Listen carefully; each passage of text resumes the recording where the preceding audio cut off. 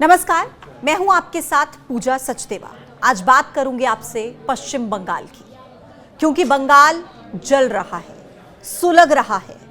सड़कों पर बर्बादी का मंजर है, घरों और दुकानों में तबाही के निशान हैं। हिंदू लोग वहां से घर छोड़ने को मजबूर हैं।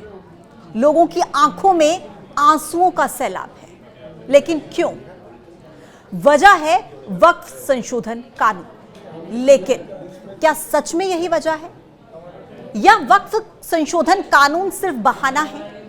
और अगर वजह यही है तो सिर्फ बंगाल में ही ऐसा क्यों हो रहा है? क्या मुस्लिम आबादी सिर्फ बंगाल में है? इसका जवाब है नहीं। तो फिर हिंसा सिर्फ बंगाल में ही क्यों, और हर बार सिर्फ बंगाल में ही क्यों? क्यों इतने दिन बीत जाने के बाद भी बंगाल में हिंसा शांत नहीं हो रही है? क्यों सरकार, चाहे वो ममता बनर्जी की टीएमसी सरकार हो या फिर केंद्र की बीजेपी सरकार, एनडीए सरकार, बंगाल को सुलगने से क्यों नहीं रोक पा रही है? आज इन सभी मुद्दों पर मैं आपसे डिटेल में बात करूंगी। लेकिन सबसे पहले आप ये समझिए कि आखिर बंगाल में हुआ क्या है। वक्फ संशोधन कानून के खिलाफ पश्चिम बंगाल के कई शहरों में हिंसक घटनाएं हुई हैं। पहले मुर्शिदाबाद में हिंसा भड़की, जिसमें 3 लोगों की जान चली गई। फिर शमशेरगंज के जाफराबाद में बवाल हुआ। इसके बाद दक्षिण 24 परगना में हिंसा भड़की। पुलिस वैन तक में वहां पर आग लगा दी गई। कई वाहनों में तोड़फोड़ की गई। हालात ऐसे हो गए कि कई परिवारों को हिंसा से बचने के लिए अपना आशियाना तक छोड़ना पड़ा। आलम यह है कि जिले में हिंसा से प्रभावित लगभग 500 हिंदू पलायन कर चुके हैं। उन्होंने भागीरथी नदी को पार करके मालदा जिले में शरण ली है। पश्चिम बंगाल के जाफराबाद गांव से करीब 170 पीड़ित परिवार अपना घर छोड़ने को मजबूर है। खबर यह है कि 50 से ज्यादा हिंसाग्रस्त लोग साहिबगंज पहुंचे हैं। तो एक तरफ बंगाल हिंसा की आग में झुलस रहा है, तो दूसरी तरफ नेताओं की राजनीति खत्म नहीं हो रही। पलायन को लेकर पश्चिम बंगाल के शहरी विकास मंत्री नाम फिरहाद हकीम, उनका कहना है कि यहां पर ऐसी कोई हिंसा की परिस्थिति है ही नहीं। लोग बंगाल से बंगाल में ही तो जा रहे हैं, यानी कि बंगाल सुरक्षित जगह है और इसीलिए लोग बंगाल में जा रहे हैं। यहां पर सब कुछ ठीक है। लेकिन एक सवाल पूछती हूं मैं, क्या सच में सब कुछ ठीक है? ये जो मेरे इर्द गिर्द वीडियोस चल रहे हैं ना, आप उसमें देखिए, क्या सब कुछ वाकई बंगाल में ठीक है? ये जो हिंसा की तस्वीरें हैं, ये जो हिंसा के वीडियोस हैं, इसमें आप देखिए, क्या बंगाल में सब कुछ ठीक है? फिरहाद हकीम ने यह भी कहा कि बंगाल की पवित्र भूमि है ये, यहां पर वक्फ बोर्ड कानून लागू नहीं होगा। और यही बात मुख्यमंत्री ममता बनर्जी ने भी कही थी कि बंगाल में वक्फ कानून लागू नहीं होने दूंगी। और बीजेपी का कहना है कि ममता बनर्जी के बयान की वजह से ही हिंसा भड़की है। पश्चिम बंगाल के नेता प्रतिपक्ष शुभेंदु अधिकारी ने पश्चिम बंगाल में राष्ट्रपति शासन लगाने की मांग की है। उनका कहना है कि हम बंगाल में चुनाव से पहले राष्ट्रपति शासन की मांग करते हैं। उनका यह भी कहना है कि बंगाल में हिंदुओं को सताया जा रहा है। शुभेंदु अधिकारी ने दावा किया है कि कट्टरपंथियों के डर से लोग भागने को मजबूर हैं। कई लोग झारखंड भी गए हैं। बीजेपी का कहना है कि यह हिंसा पहले से नियोजित थी, यह स्टेट स्पॉन्सर्ड है। लेकिन अगर यह हिंसा स्टेट स्पॉन्सर्ड है तो एक सवाल है कि फिर पुलिस वाले क्यों इसकी जद में आ रहे हैं?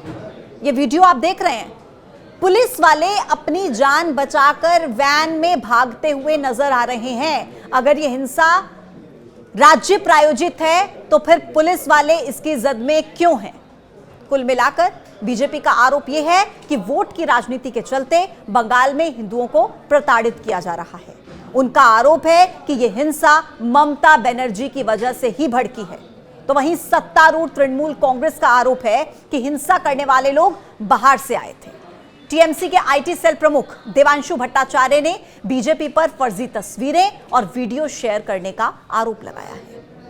कांग्रेस के नेता राशिद अल्वी का कहना है कि यह तो एक्शन का रिएक्शन है। उनका यह कहना है कि किसी के मजहब पर हमला करोगे तो उसके नतीजे कुछ भी हो सकते हैं। इनसे पहले कांग्रेस के सांसद इमरान मसूद ने कहा था कि हम आएंगे तो घंटे भर में इलाज कर देंगे। हालांकि जब उनका यह वीडियो वायरल हुआ तो सामने आकर वो इस पर सफाई देते भी नजर आए। लेकिन एक सवाल यहां पर भी खड़ा होता है कि ऐसे समय पर जब लोगों की भावनाएं इतनी सेंसिटिव हैं, जब पता है कि किस तरीके से हिंसा की तस्वीरें सामने आ रही हैं, तो ऐसे टाइम पर क्या ऐसे शब्दों के इस्तेमाल का ध्यान नहीं रखा जाना चाहिए? क्या ऐसे बयानों से नहीं बचना चाहिए जो किसी को प्रवोक कर सकते हैं?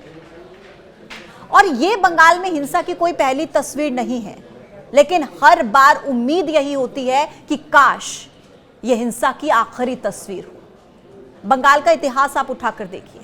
चुनाव से पहले बंगाल की हिंसा हमेशा सुर्खियों में रहती है। 2003 में जब यहां पर पंचायत चुनाव हुए थे तब 76 लोगों की मौत हुई थी, 76। इसमें से 40 से ज्यादा लोग तो वोटिंग वाले दिन ही मारे गए थे। 2013 और 2018 के चुनाव के समय यहां पर केंद्रीय बलों की तैनाती तक की गई, लेकिन इसके बाद भी हिंसा थमी नहीं थी। 2013 में 39, 2018 में 30 लोगों की मौत हुई थी। नेशनल क्राइम रिकॉर्ड्स ब्यूरो यानी कि एनसीआरबी अपनी 2018 की एक रिपोर्ट में एनसीआरबी ने कहा था कि पूरे साल के दौरान देश में होने वाली 54 राजनीतिक हत्याओं के मामले में से 12 बंगाल से जुड़े थे।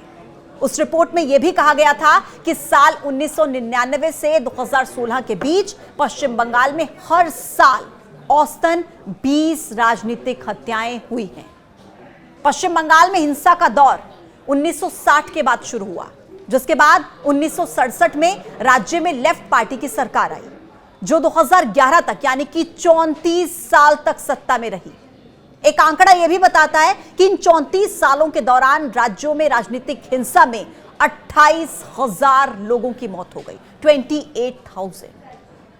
ममता बनर्जी के नेतृत्व में नंदीग्राम और सिंगूर आंदोलन हुआ था और 34 साल की लेफ्ट सरकार का राज वहां पर खत्म हुआ। उस वक्त लोगों को यह उम्मीद जगी कि अब तो सरकार बदल जाएगी और सरकार बदलने के बाद पश्चिम बंगाल में राजनीतिक हिंसा खत्म हो जाएगी। लेकिन क्या ऐसा हुआ? जवाब है नहीं। पंचायत चुनाव हो या विधानसभा लोकसभा चुनाव, पश्चिम बंगाल में हिंसा कम नहीं हुई है। पश्चिम बंगाल में अक्सर कानून व्यवस्था के मसले सियासी बयानबाजियों में उलझा दिए जाते हैं, जिसका नतीजा यह होता है कि ना तो प्रशासन उससे कोई सबक लेता है और ना ही आमजन के सवालों की जवाबदेही होती है। और कुल मिलाकर पिसता कौन है? वहां का एक आम नागरिक जो चैन से, शांति से अपना जीवन यापन करना चाहता है, जिसका हिंसा से कोई लेना देना नहीं होता, वो इसके जद में हर बार आता है। सवाल ये कि हर बार ऐसा क्यों होता है और ये खत्म कब होगा? इन्हीं सवालों के साथ आपको छोड़कर जा रही हूं। कल फिर से एक मुद्दे के साथ होगी मुलाकात। तब तक के लिए आप देखते रहिए न्यूज़ 18। नमस्कार।